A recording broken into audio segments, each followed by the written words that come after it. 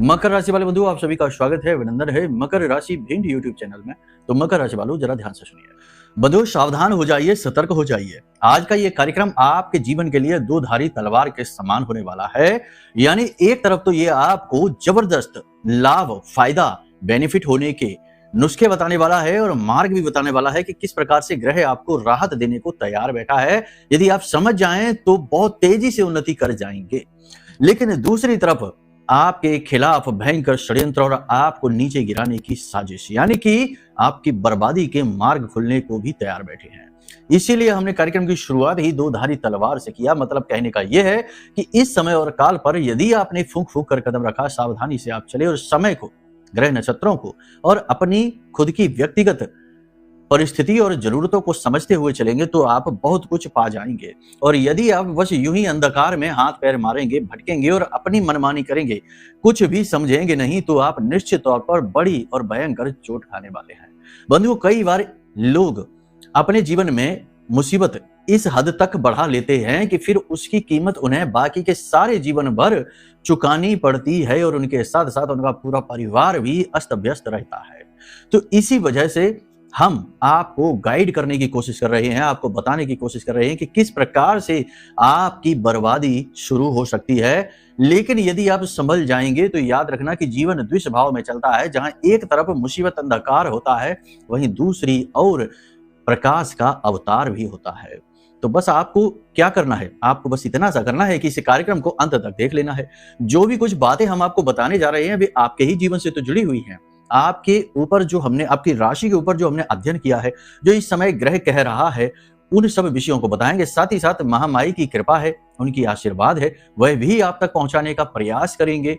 उनकी अनुभूतियां आपको बताएंगे और कार्यक्रम के अंत में आपको हम बताएंगे कि वो कौन सी बड़ी मुसीबत है जो आपका विनाश कर सकती है। उस मुसीबत से आपको कैसे पीछा छुड़ाना है, ये भी बताएंगे। और कार्यक्रम का अंत करेंगे एक ऐसे जबरदस्त टोटके के साथ, जैसे टोटका ही कहेंगे। वैसे तो ये बहुत बड़ा प्रयोग है, लेकिन बहुत ही साधारण और मामूली है। लेकिन इसके बारे में लोग जानते नहीं हैं, बहुत ही कम जानते हैं। और हम जब आपको बताएंगे तो आप भी कहेंगे कि हाँ, हमें किसी ने आज तक नहीं बताया। याद रखना कि जिस उपाय, जिस टोटके को जितने कम लोग जानते हैं, वह उतना ही तेजी से फलित होता है। इसीलिए तो कहा गया है कि जोग जुगत और मंत्र उपाऊ, फले तबे जब करे दुराऊ। यानी मंत्र उपाऊ, यानी कोई उपाय जितना छिपा होगा उतना ही तेजी से प्रभाव डालेगा। और ये उपाय बहुत ज्यादा छिपा है, पूरे इंटरनेट पर कहीं नहीं है, लेकिन ये बहुत ही सिद्ध है।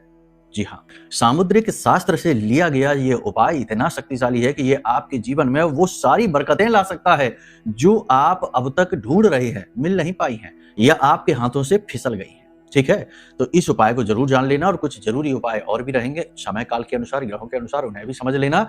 बस हो गया, बन गया समय और काल और दिन और जो आप कर रहे हैं कार्य, वही कार्य भी।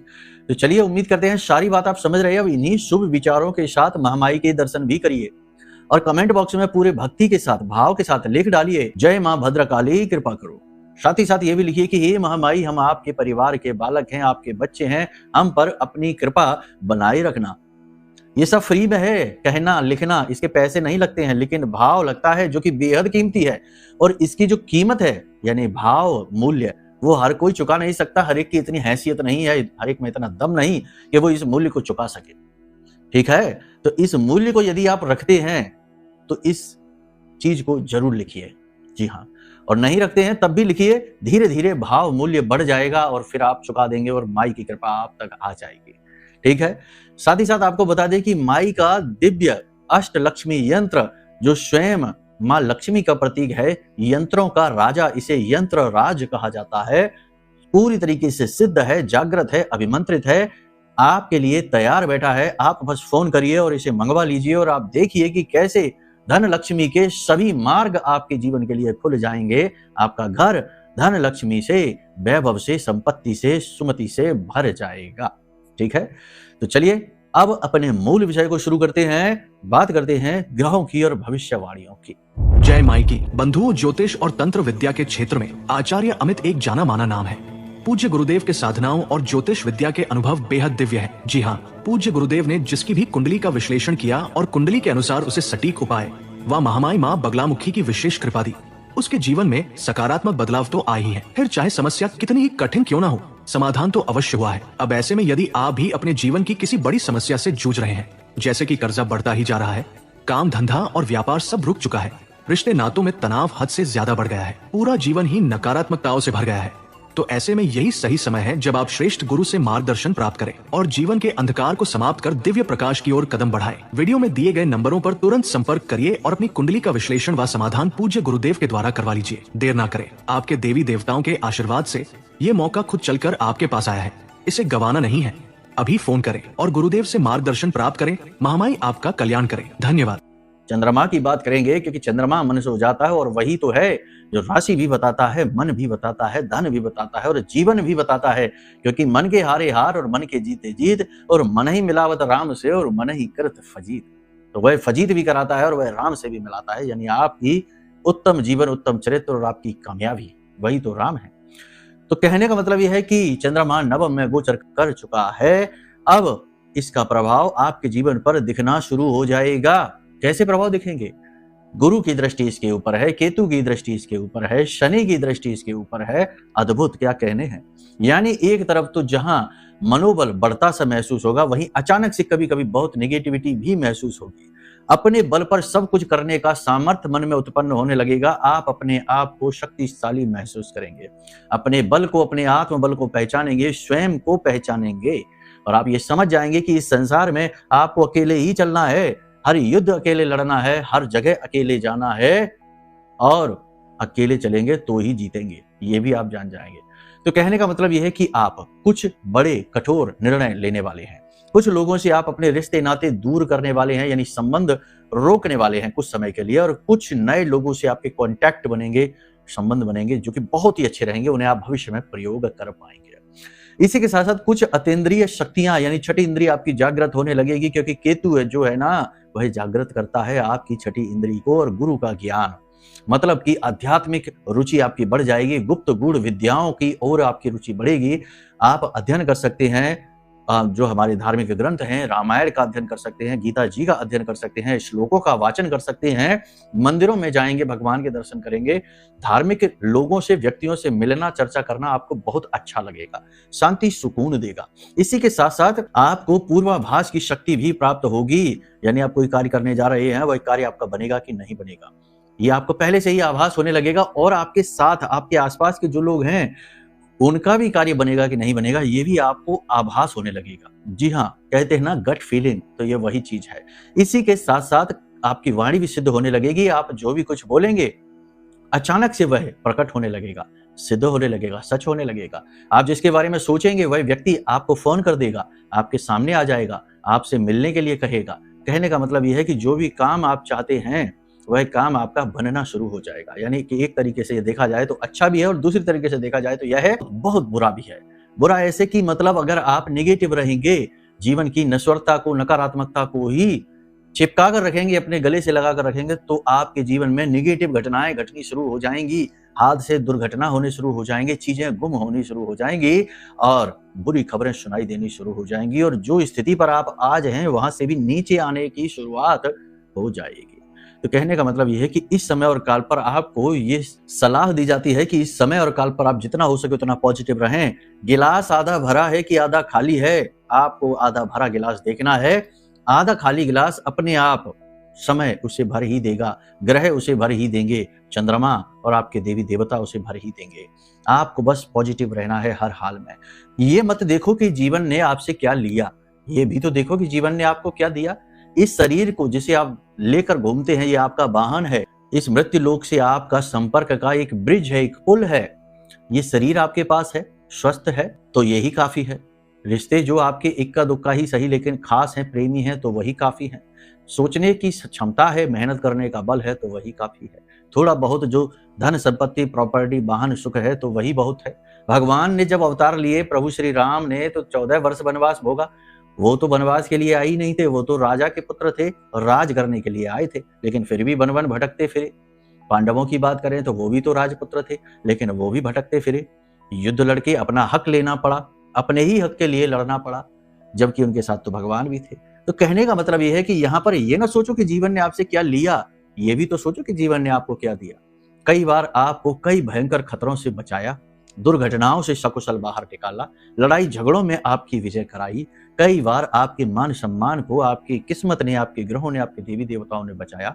ये भी तो देखो, उन अवसरों को भी याद करो। मतलब कहने का यह है कि जीवन के सकारात्मक पक्ष को लेकर अगर आप चलोगे तो ये अद्भुत समय है आपके लिए उन्नति का। कानूनी मामले जो चल रहे हैं उन पर आप गंभीरता से विचार करेंगे और जरूरी फैसले लेंगे और उनमें आपको सफलता भी मिलेगी। ठीक है, किसी प्रकार की लंबी यात्रा की प्लानिंग आप कर सकते हैं, काम से जुड़ी हुई यात्रा रहेगी और यह सफल भी रहेगी। स्थान परिवर्तन आपका हो सकता है, मतलब कि गृह निवास आप बदलने के बारे में सोच सकते हैं, बदल भी सकते हैं, कोई समस्या नहीं है इसमें, बस दशा और दिशा का ध्यान रखकर ही ये कार्य करें। विदेश जाने की बात करें तो इस समय और काल पर विदेश जाने के प्रबल योग हैं और विदेश जाने की संभावना भी प्रबल है, जा सकते हैं।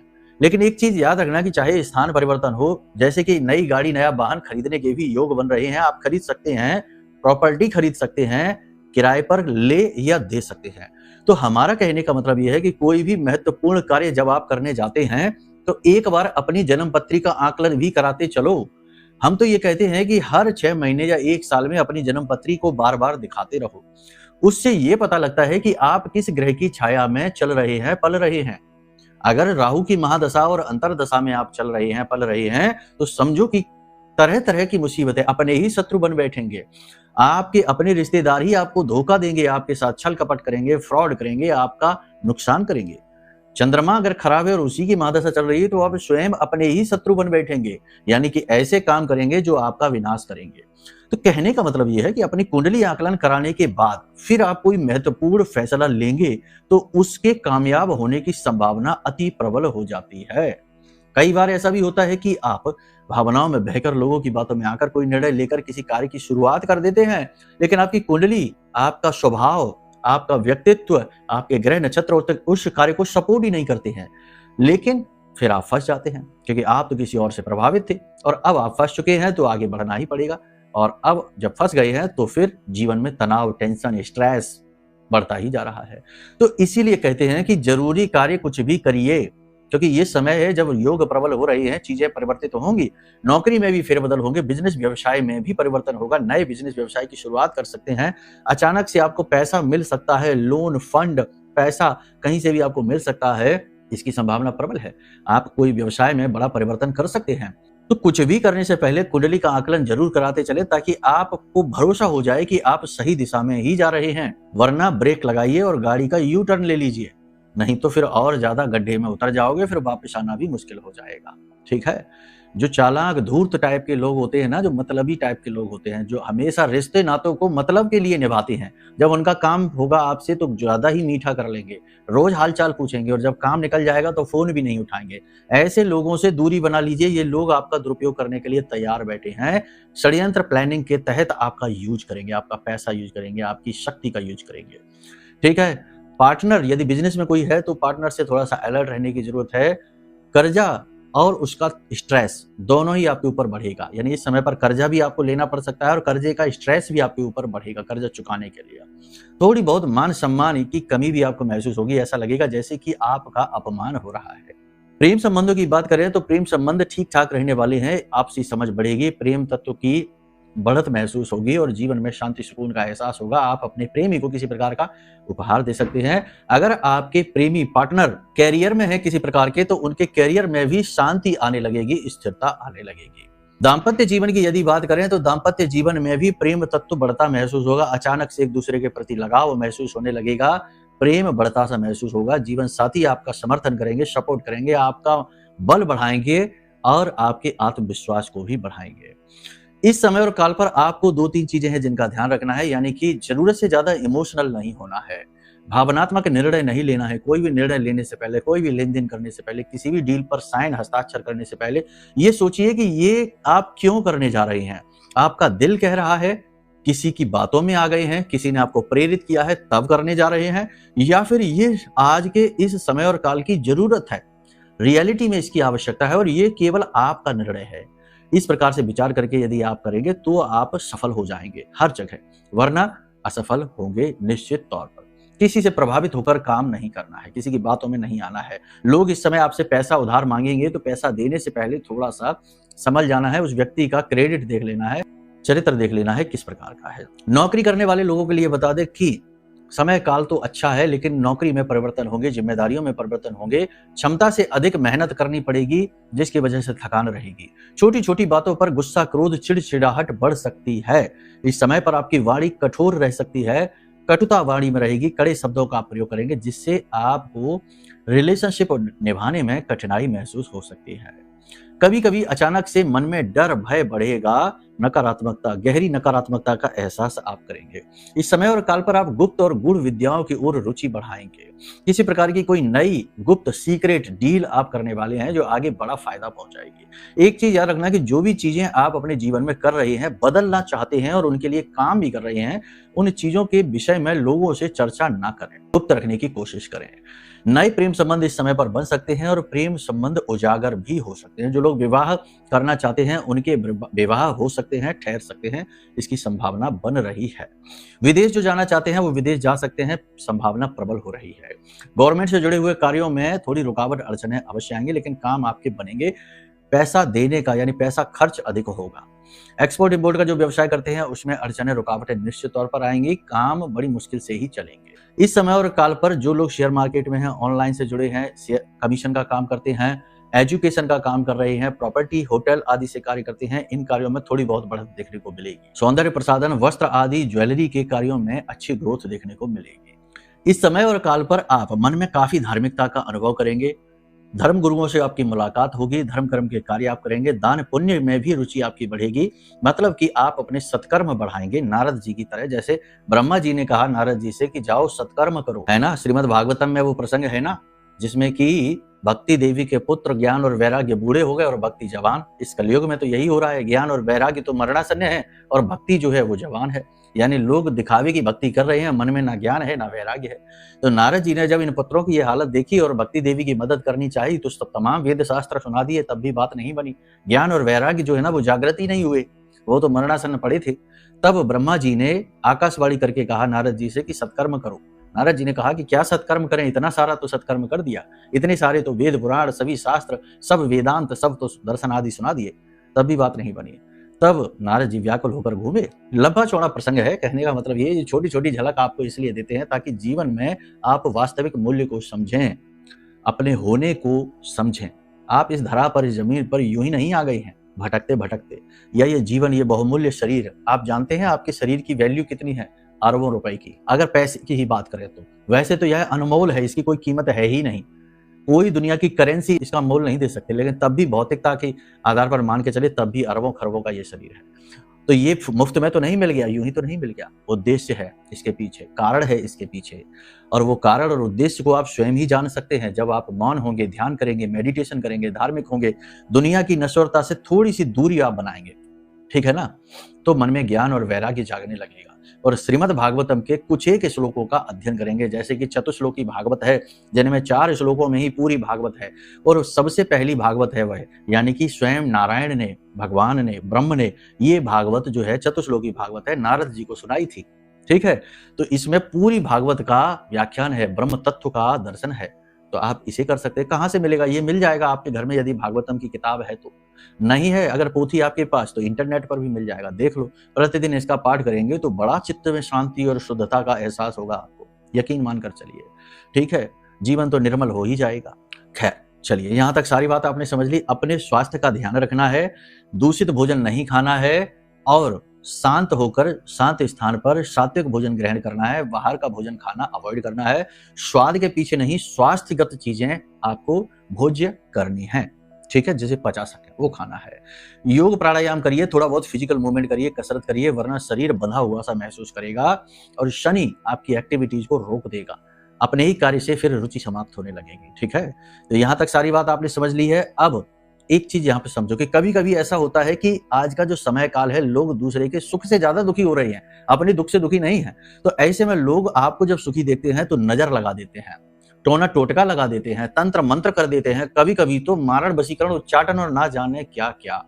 जी हाँ, यकीन मानिए बहुत कुछ हो रहा है। और करते कौन है जानते हैं? कोई बाहर से विदेश से नहीं आ रहा दुश्मन, आपके घर में आपका अपना। सबसे ज्यादा वहीं से जलन की शुरुआत होती है, वहीं से कंपटीशन, प्रतियोगिता की शुरुआत होती है और वहीं से ये कुकर्मों की भी शुरुआत होती है। तो ऐसे में आप कैसे बचेंगे? भावुक इंसान, भोले भाले लोग कैसे बचेंगे? तो ऐसे में महामाई करेंगी ना आपकी रक्षा। ब्रह्मास्त्र विद्या मां बगलामुखी का यह महारक्षा कवच इसीलिए तो हमने बनाया है, जो कि हर एक सीधे साधे भोले भाले साधारण व्यक्ति जो साधना नहीं कर सकता, कठोर मेहनत नहीं कर पाता, उसे विधि विधान नहीं पता है, उसकी भी रक्षा कैसे होगी? उसकी रक्षा स्वयं महामाई करेंगी इस महारक्षा कवच के रूप में। जो भी इसे धारण करेगा वह साक्षात प्रत्यक्ष महामाई के अनुभव हासिल करेगा, अपने आसपास एक विशेष सुरक्षा को महसूस करेगा और निगेटिविटी यदि उसके ऊपर कुछ है तो उसे भागती हुई महसूस करेगा, हल्कापन महसूस करेगा। तो यह महारक्षा कवच मंगवा लो, आपके लिए यह संजीवनी बूटी से कम नहीं होगा। ठीक है, लेकिन एक ही बात है कि भाव महत्वपूर्ण होना चाहिए। हर एक चीज से भाव, हमसे भी भाव जुड़ना चाहिए, माई से भी भाव जुड़ना चाहिए। फॉर्मेलिटी के लिए, आजमाने के लिए यूं ही खरीदना चाहते हो तो न मंगाना, कोई जरूरत नहीं है। जहां भाव नहीं वहां कुछ काम भी नहीं होगा, उसके लिए तो ये एक चीज मात्र है। ठीक है, चलिए अब बात करते हैं उपाय की। तो देखो, इस समय और काल पर आपके लिए दो उपाय बेहद महत्वपूर्ण हैं। एक उपाय यह है कि कुत्ते को रोटी खिलाइए रात्रि के समय। पिछले कार्यक्रम में भी बताया था, रोटी बनाइए और उस पर थोड़ा सा सरसों का तेल और काले सफेद तेल मिलाकर वह रोटी कुत्ते को खिलाना शुरू करिए। रामबाण औषधि है आपके लिए। दूसरा एक काम और करिए कि एक तेज पत्ता लीजिए छोटा सा, उस तेज पत्ते पर हरे रंग की कलम से लिख लीजिए 691। ठीक है, 691 ये लिख लीजिए, ये कोड है। ठीक है, करके देखना, इसमें कुतर्क नहीं लगाना, इसे करके देखना फिर बताना।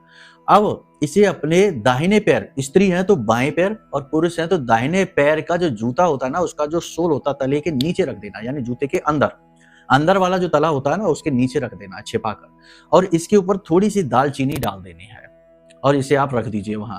इसके बाद आप जाइए अपने काम पर। आप अजीब सी चीजें महसूस करेंगे। लोग अचानक से, जो आपके शत्रु हैं वो मित्र बनने शुरू हो जाएंगे।